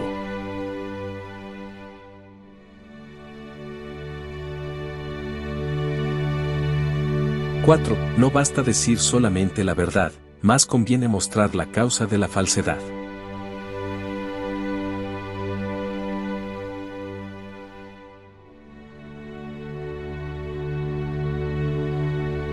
5. La amistad es un alma que habita en dos cuerpos, un corazón que habita en dos almas.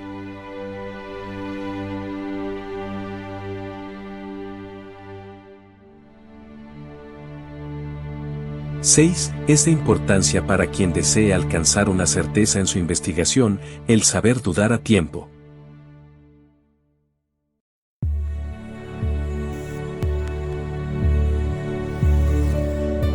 7. El ignorante afirma, el sabio duda y reflexiona.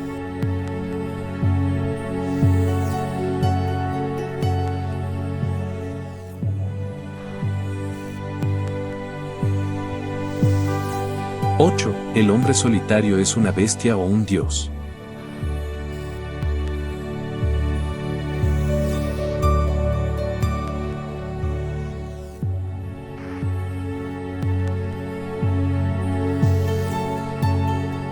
Nunca se alcanza la verdad total, ni nunca se está totalmente alejado de ella.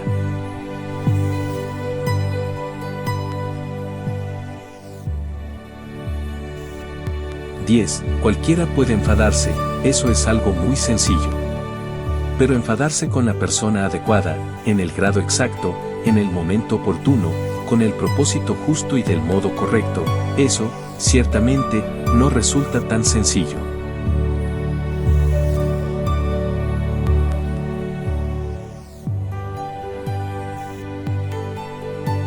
11. La finalidad del arte es dar cuerpo a la esencia secreta de las cosas, no el copiar su apariencia.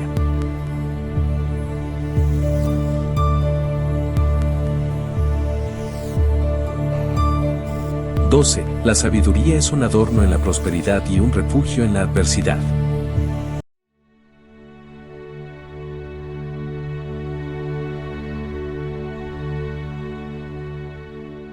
13. Tiempo es la medida del movimiento entre dos instantes.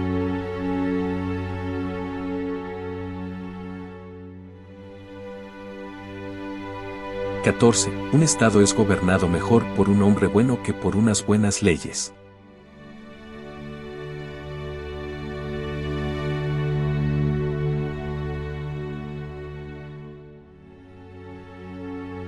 15. Avaro es el que no gasta en lo que debe, ni lo que debe, ni cuando debe.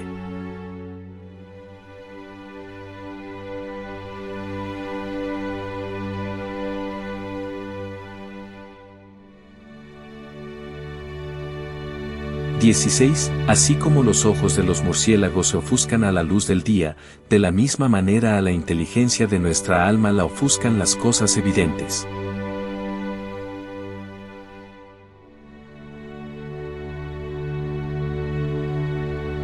17. El aprendizaje no es un juego de niños, no podemos aprender sin dolor.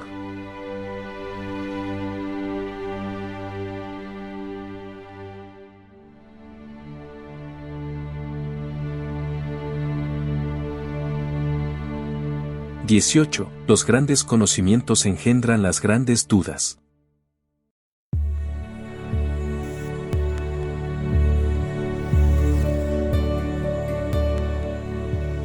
19. Solo hay una fuerza motriz, el deseo.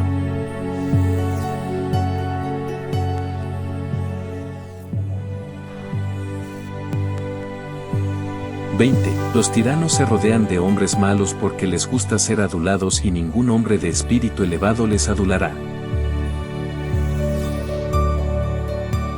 Si te ha gustado este video, te animo a suscribirte a nuestro canal de YouTube para no perderte ninguna de nuestras actualizaciones. Compártelo con todos tus amigos para que puedan disfrutarlo también. ¿Quién fue Aristóteles? Aristóteles fue un filósofo y científico griego nacido en el año 384 a.C. en la ciudad de Estagira, Macedonia, que es conocido por ser uno de los pensadores más influyentes de la historia occidental. Fue discípulo de Platón durante 20 años en su academia, pero luego fundó su propia escuela, el Liceo, donde enseñó a numerosos estudiantes durante más de una década. La obra de Aristóteles abarcó una amplia variedad de temas, desde la lógica y la metafísica hasta la ética y la política, y sus ideas influyeron en una amplia gama de campos, incluyendo la filosofía, la ciencia, la política, la retórica y la literatura. También fue un gran observador de la naturaleza y realizó importantes contribuciones en el campo de la biología. Algunas de las ideas más influyentes de Aristóteles incluyen su teoría de la causalidad, su ética basada en la virtud y su teoría del conocimiento. También desarrolló una teoría política que se centraba en la idea de que el bienestar de la sociedad depende de la felicidad y la virtud de sus ciudadanos, y defendió la importancia de la educación y la formación moral como una forma de mejorar la sociedad. Gracias por tu interés en la cultura y el conocimiento. Espero que la información que te proporcioné haya sido útil e interesante. Si deseas seguir aprendiendo y explorando, Te invitamos a suscribirte a nuestro canal de YouTube Cultural para obtener más contenido educativo y entretenido. Hasta pronto.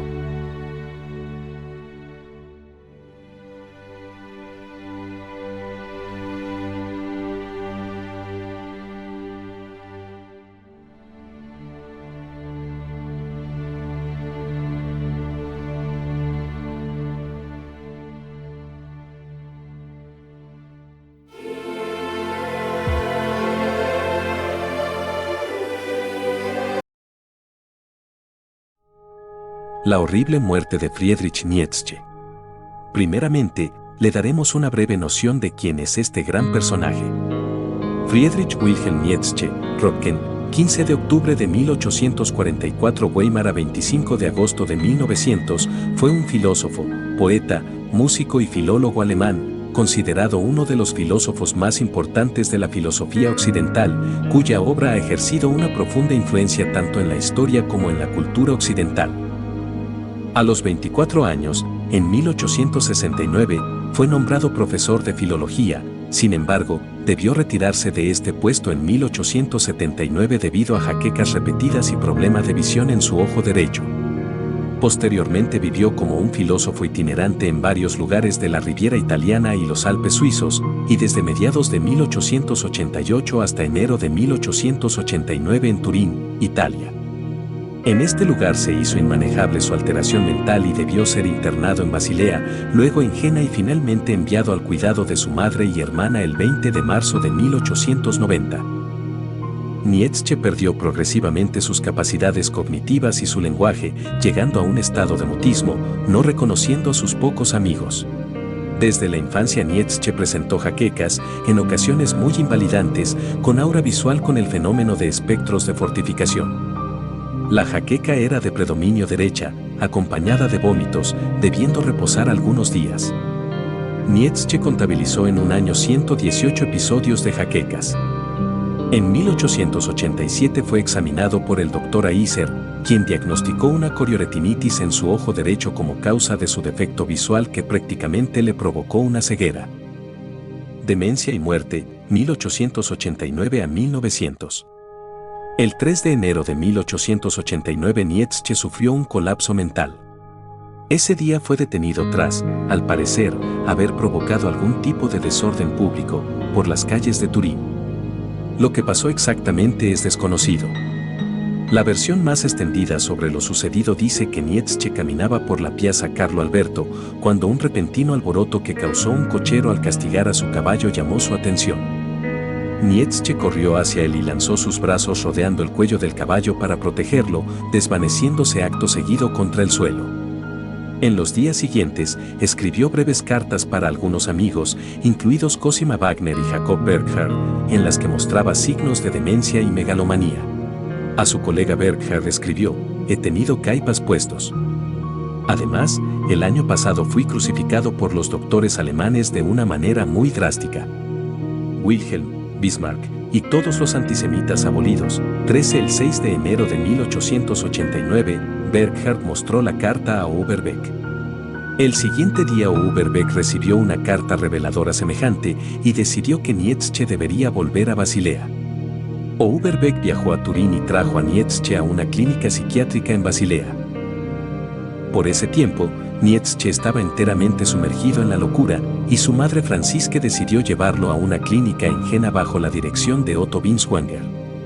Desde noviembre de 1889 a febrero de 1890, Julius Langbehn intentó curar a Nietzsche, sentenciando que los métodos del doctor eran ineficaces para curar su enfermedad.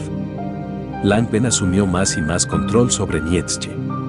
En marzo de 1890, Francisque sacó a Nietzsche de la clínica y en mayo de 1890 lo llevó a su casa en Naumburgo.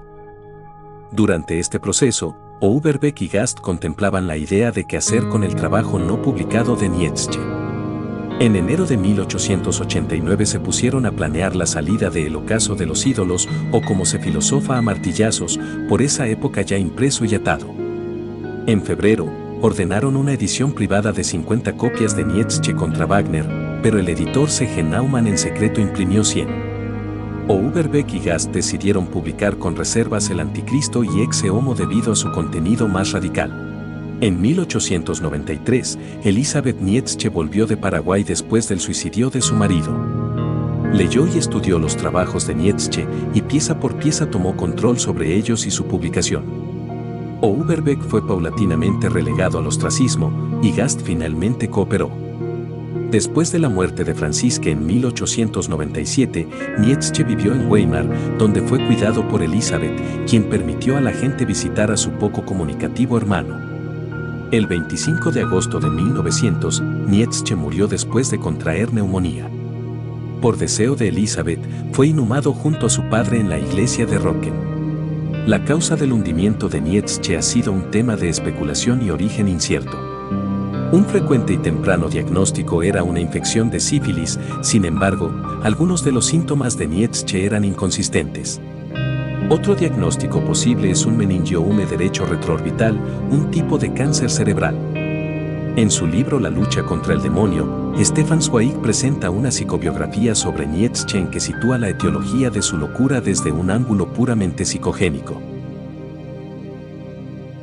Muchas gracias por verlo hasta el final.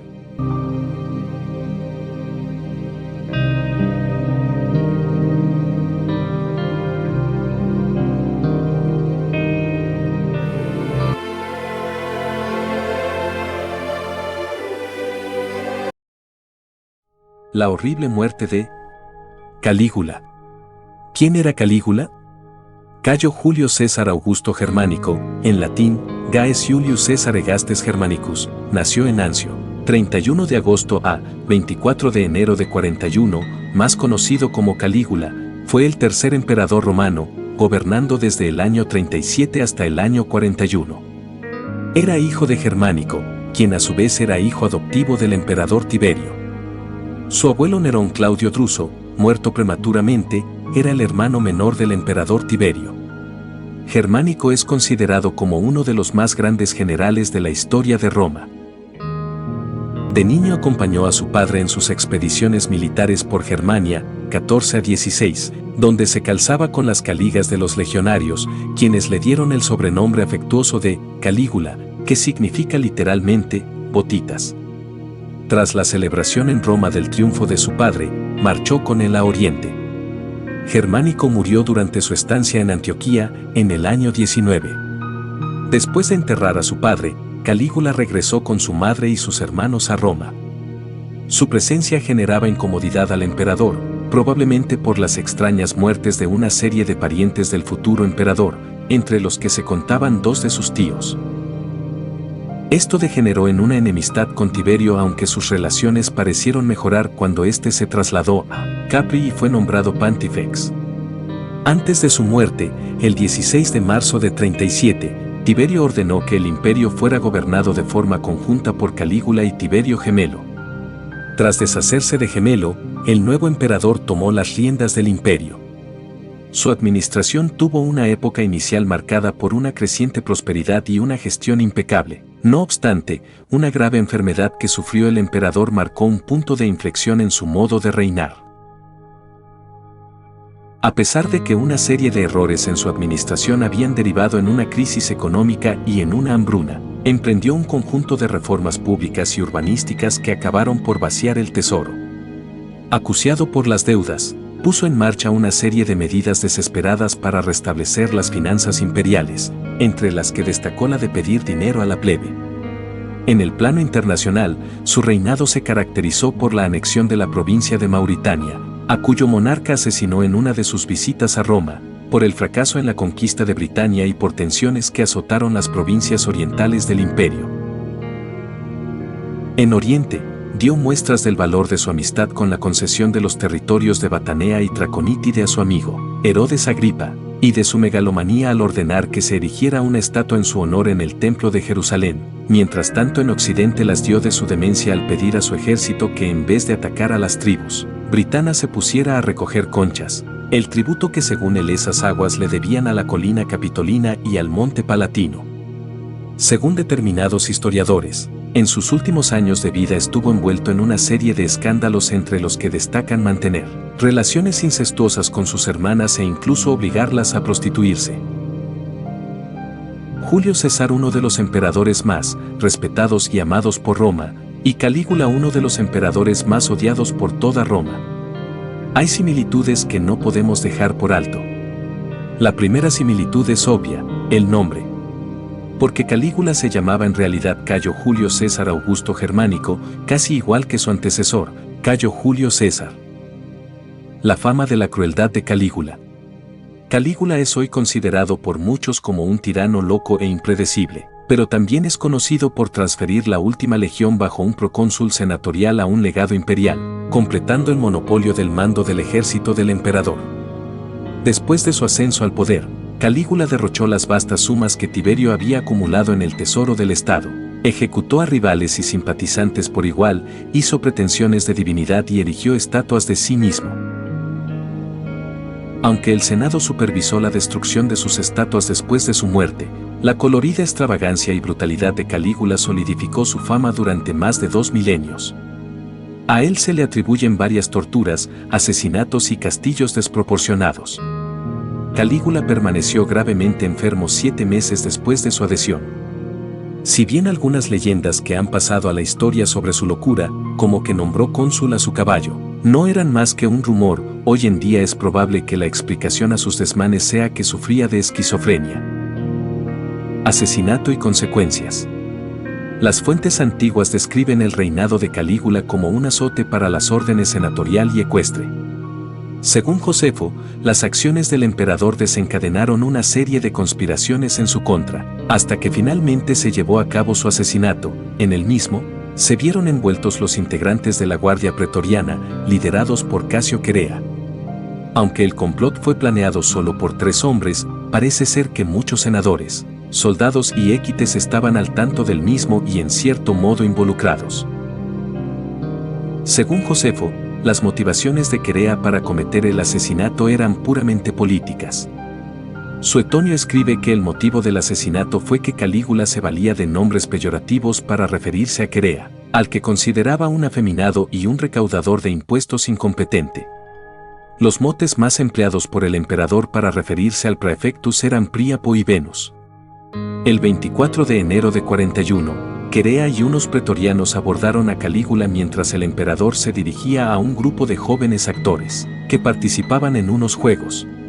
Los detalles acerca de este suceso varían ligeramente de un escritor a otro, pero todos coinciden en que Querea fue el primero en apuñalar al emperador, seguido por el resto de conspiradores.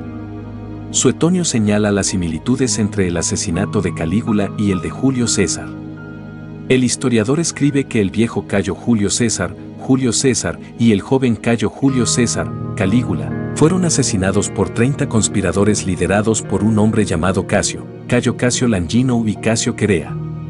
Cuando los guardaespaldas germanos del emperador se dieron cuenta de que Calígula estaba siendo atacado, este ya estaba muerto. Embargados por la rabia y el dolor, los germanos respondieron asesinando a conspiradores, senadores, transeúntes e inocentes por igual. El Senado trató de usar la muerte de Calígula para restaurar la República y, por su parte, Querea intentó convencer al ejército para que apoyara a los senadores. No obstante, los militares permanecieron leales a la figura del emperador, y la plebe unánimemente pidió que los asesinos de Calígula fueran llevados ante la justicia. Viéndose sin apoyos, los asesinos apuñalaron a la esposa de Calígula, Milonia Cesonia, y a su hija, Julia Drusila, a quien rompieron el cráneo al golpear su cabeza contra un muro. Sin embargo, fueron incapaces de encontrar al tío de Calígula, Claudio, que huyó de la ciudad. Tras haberse asegurado el apoyo de la Guardia Pretoriana, Claudio fue nombrado emperador y, nada más acceder al trono, el tío de Calígula ordenó la ejecución de los asesinos de su sobrino. Según Suetonio, el cuerpo del emperador fue escondido hasta que sus hermanas pudieron incinerarlo y sepultarlo. Permaneció en el mausoleo de Augusto hasta que en 410, durante el saqueo de Roma, sus cenizas fueron dispersadas.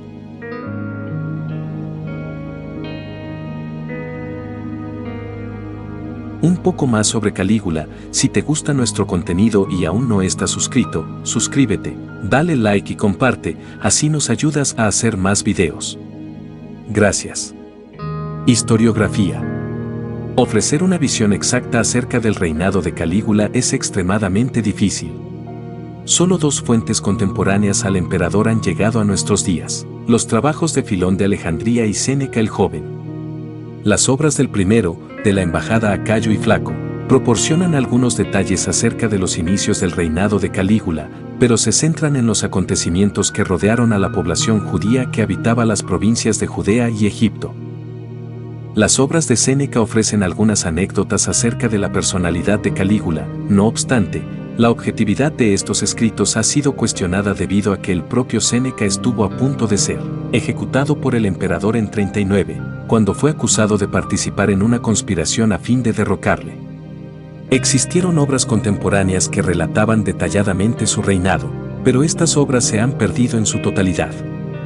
Además, los historiadores que las escribieron fueron tachados de sesgados, ya sea por ser demasiado críticos o aduladores con el emperador. En cualquier caso, las fuentes primarias perdidas, unidas a las obras de Séneca y Filón, han servido como base de las fuentes secundarias y terciarias supervivientes, escritas por las siguientes generaciones de escritores. Se conoce el nombre de algunos de ellos, tales como Pluvio Rufo y Fabio Rústico, autores de dos escritos que criticaban duramente a Calígula, ahora perdidos.